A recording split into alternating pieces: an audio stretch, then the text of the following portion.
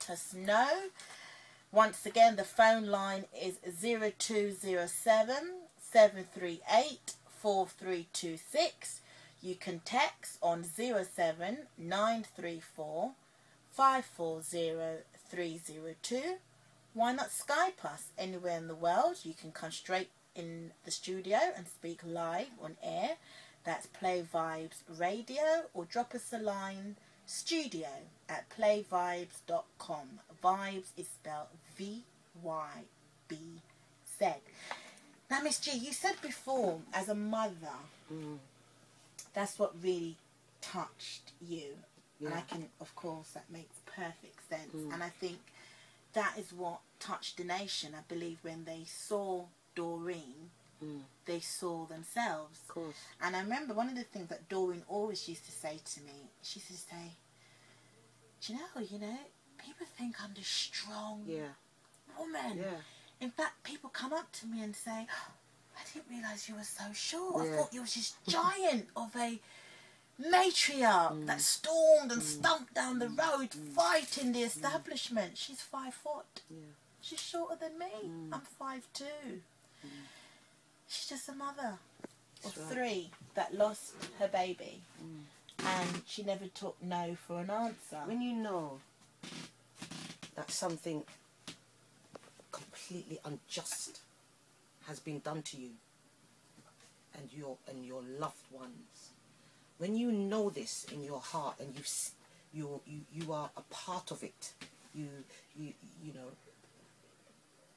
nothing can stop you, because all the media and all the people and everything that is going on around you doesn't matter. It doesn't matter, because that's what keeps you going. You know that you know that some injustice has taken place, and all you want to do is get that justice.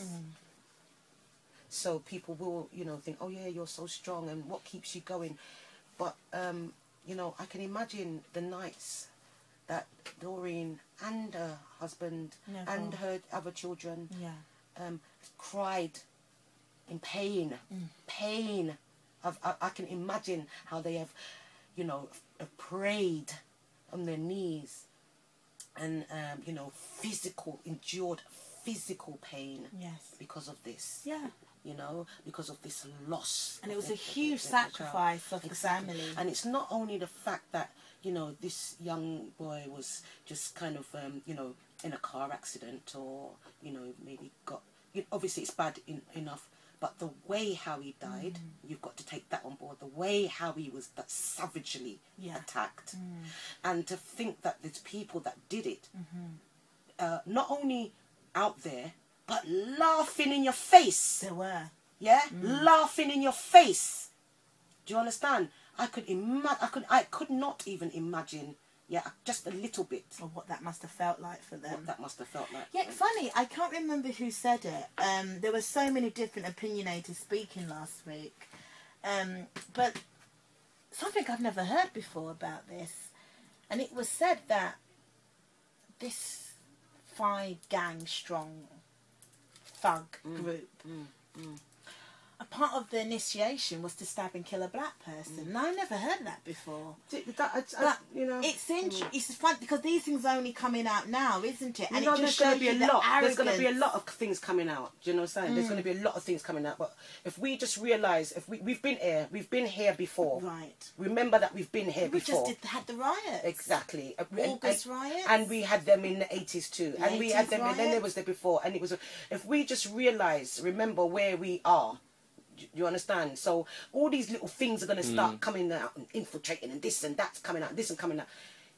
For what? For what reason? Remember, this is not news to us. Yeah. It's not news. This is not news. This is not a circus. We're living this, and we have been living this. So it's about, you know, trying to find out what do we need to do? What can we do in externally, internally, right now, here? In saying that, what do you think we can do as a community to continue the struggle, the campaign? I mean, as I said, I spent many times with Doreen Lawrence, and one of the things that she's always struggled with, like many other charities, is to stay open, is to stay alive in this business sense of world. Because for her, being able to fund and school young people to become and fulfill their potential, the way Stephen wasn't able to, is very important to her. But sometimes we forget about these great works that other charities do, like the Stephen Lawrence Trust or the ACLT, or there's many different things. I mean, you've got the Damiola Taylor Trust, which is now the Spirit of London, and we all know that Damiola was unfortunately killed. Also, it's gone 10 years now already. It goes so quickly. A young schoolboy that was killed, stabbed in the leg on the stairwell of his flats in Peckham.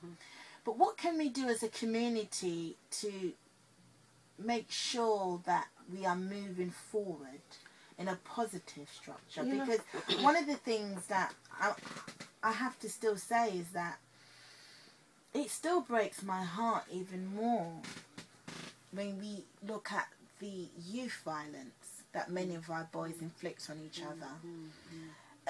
That's a struggling pain that many mothers have to endure every day.